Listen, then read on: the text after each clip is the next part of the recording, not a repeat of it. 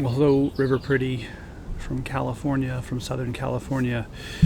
Virtual River Pretty. Wow, who would have thunk we got here? But it's exciting to be reading. I'm glad that Lee is trying to put together some readings for us in absence from the river. I'm going to sit outside, I have a glass of wine, the birds are chirping, there's a yippy dog barking, hopefully he stops. And every so often, jets will fly over because I live near the airport in San Diego. So if that happens, just pretend like we're at the river and the gig boats are heading out to get frogs. It's interesting for me because, I've been a part of River Pretty since the beginning, and this is the first time we haven't been able to hold an in-person River Pretty. And I think maybe we appreciate things more when we can't have them. And so I was reflective today about this reading and about this virtual River Pretty that we're sort of just going to put online for you to enjoy. River Pretty for me was sort of a second home, a writing home for a long time because,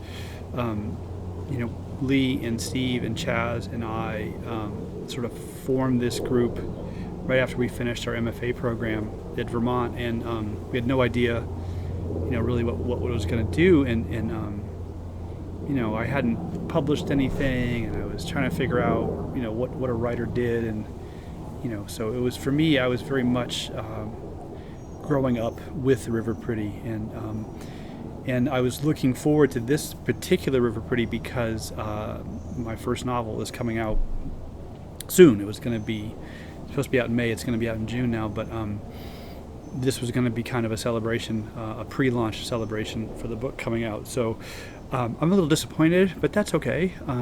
I don't get to share that good news with you in person, but maybe that's okay. Maybe it's a good check on my ego that I don't get to do that. I am going to read from the novel briefly now for you, and the title is The Falling Woman, and just a little context. I'm coming in kind of late.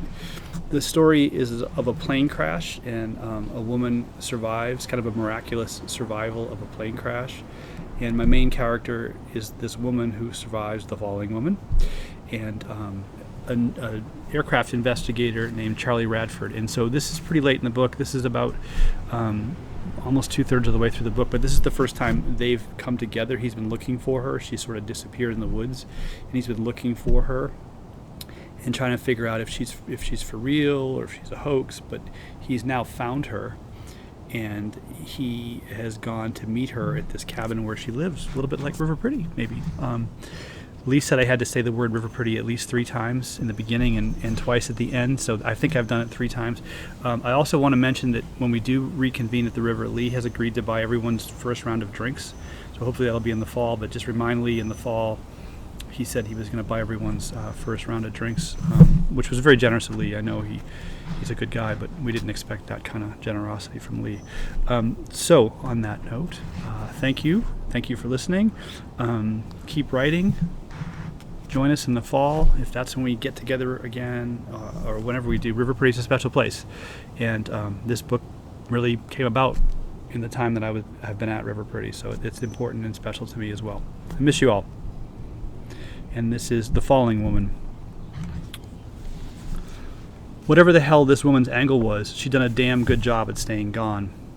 It seemed like the whole world had been searching for her, yet somehow she'd just slipped away. Radford knew such a feat required not only cunning but also patience, support, and a great deal of will. He'd be straight with her, transparent.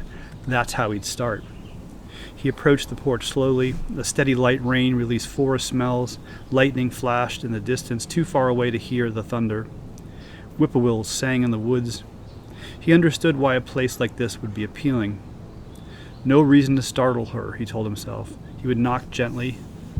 "Do you want a drink?" she called from the porch. Then she lit a candle and placed it on a table next to her.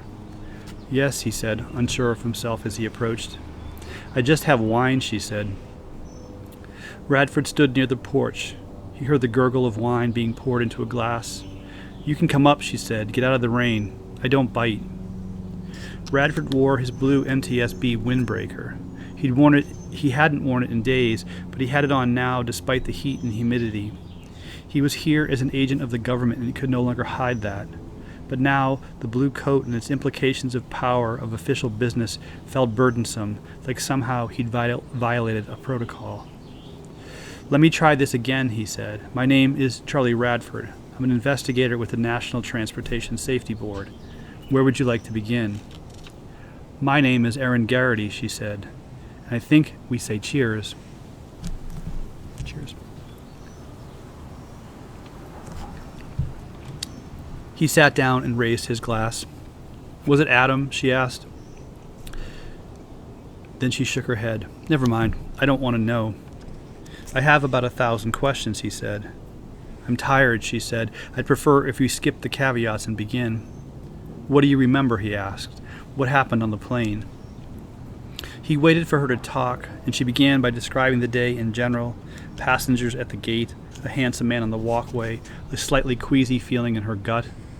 "I don't remember much after that," she said. "The medicine had made me drowsy. I probably passed out before we took off." The more she talked, the more he realized he needed some means of getting her story down on paper. He had not come prepared and regretted letting his emotions get ahead of his work. Still, he couldn't stop her. He asked her about the minutes leading up to the explosion.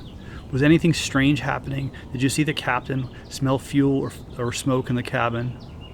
"It was bumpy," she said. "People began to make noise. There was a lot of fighting, too. The clouds around us were all lit up. A lot of fighting.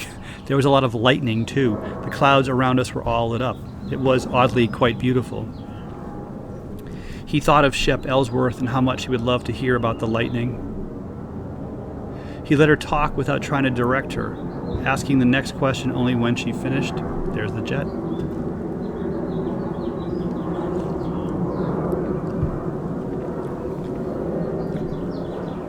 He listened carefully to every word and quickly realized she was funny, smart, serious, and charming. But he also knew that very little of what she had told him would help with the accident investigation itself.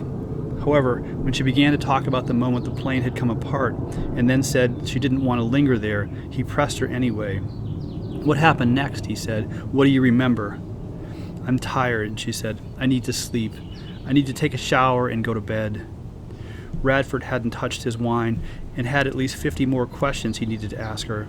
But right now, of primary importance, he had to convince her to return to D.C. If they left soon, he could have her back in the city tonight. He'd get her a hotel room, and in the morning he'd interview her on the record and tell Carol Wilson to call a press conference for the Wednesday evening news cycle.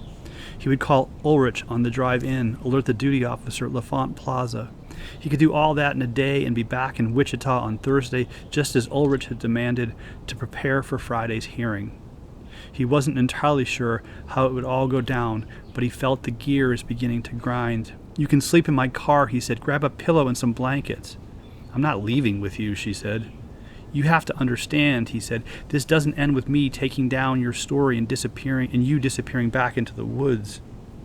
"I do understand," she said, "but I also know you have no legal authority. I've broken no laws, done nothing wrong. I've done my research. What you decide to do with all this, how you decide to spin it back in D.C., that's your business, but I'm not leaving here until I'm ready, not with you or anyone else." How far could he push her? She knew the law. He couldn't arrest her, but he could have her held on a material witness order. Though technically no one had found one piece of evidence to indicate criminal proceedings in the crash of Pointer 795, he could stretch it. The investigation remained open and ongoing. "I'm not leaving here without you," he said. He tried to sound firm but not angry. The woman was an experienced lawyer and no doubt on firmer legal footing than he was. "That's your choice," she said. "But if you set foot on this porch after I say good night, you're trespassing, and I'll call the sheriff. He likes me. I bring him extra gravy with his meatloaf." Had he really expected this to be easy? This woman who had unplugged from the world, why did he think that finding her and talking to her, he could suddenly convince her to plug back in? She stood and picked up the wine bottle and the 2 glasses. The rain had stopped, and the moon was above the cabin, glowing in the muggy evening sky. "I don't understand your plan here," he said. "I don't have a plan," she said. "I told you what I know, what I remember. I need to sleep on this. I need to unpack what's happening. I'm not going to run, Mr. Radford. I'll be at Sandy's tomorrow. You can come by there and we can talk. Please, she said, her voice softer now. Please don't do anything tonight. Please don't call anyone. Can you make me that promise? Reluctantly, he agreed. He wouldn't call anyone. He wouldn't report in. And with that, Aaron Garrity turned and went inside the cabin. A bolt slid through a lock behind the door. Radford stood on the porch a few minutes longer and then stepped off, heading back toward his car. The prospect of spending the entire night staked out in front of her cabin wasn't a pleasant one, but he had little choice. He hadn't booked a hotel. What had she told him exactly? What had she revealed? Nothing more than what he already knew or what he could surmise. General truths, nothing specific about the flight, about what she may have witnessed. But he'd found her, the falling woman, and now he could prove to everyone involved that his search hadn't been in vain. Maybe a good night's sleep would bring her to her senses, make the futility of her situation seem clear. In the end, whatever she decided, however she chose to act, mattered very little. 7 families were waiting. Soon 6 of those families would have to be contacted, each of them then giving up hope. He'd be the one making those phone calls. But Erin's family? She'd come back from the dead. A wave of exhaustion hit him. The night was warm, but the rain and humidity had made the car feel chilly. He pulled on a sweatshirt and climbed into the passenger seat, reclining it as far as it would go. He thought about what his late mother used to say whenever his father would rant and complain. Don't worry, Charlie. God works the night shift. In the mornings, your problems will look different. His mother, the eternal optimist. And more often than not, she'd be right. In the morning, his father would have sobered up and his mother would have cooked breakfast. She was so blindly obedient, so much a co-conspirator in the rack and ruin that was Martin Radford's anger and addiction. Were she still here, what would his mother think and do about all this?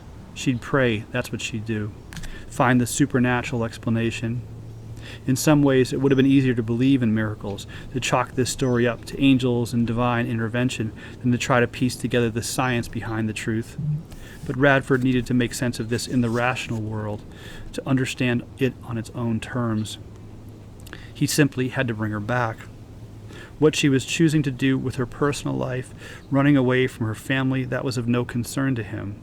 He needed to get her into a room, to take a formal statement, to get it down on paper, have her sign and verify that statement. He couldn't worry about what happened after, what happened to her. He would take her statement back to Friday's hearing and be able to say that he'd found her, he'd found the falling woman. What she chose to do, whether to stay out of the spotlight or embrace it, that was not his concern. He'd expose her, but he wasn't responsible for that. Maybe he could buy her some time, help contact her family so she could make those personal choices privately. The night grew still. A cool breeze carried the smell of the forest inside the car. It was past midnight now, and he hadn't slept in almost 2 days. He wouldn't sleep tonight. His mind was still racing. What would happen after he filed this report? What would he do next? His emotions were all shifting, not just about this crazy story, but also about his work. He'd been baptized in the fields of Kansas, in the waters of his first major investigation. He'd been tested, and he knew he'd done well. Still, the gnawing inside him remained. The work that sometimes felt like everything to him was turning out to be less than enough. Hadn't that been Gray's message? What did that leave? What would he need to do to quiet the voices in his head? I'm wasting my life, he thought, as he finally drifted off to sleep. 4 miles away, a rental car pulled into town. The car drove slowly through the town center and circled back twice before pulling into a bowling alley parking lot and turning off its headlights. The car stayed there overnight, inconspicuously parked in the back corner of the parking lot. Thank you. Happy River Pretty. Happy Lee. We miss you, Lee. We miss all of you. We'll see you in the fall. Hopefully, we'll see you all in the fall. We'll make it happen. All right.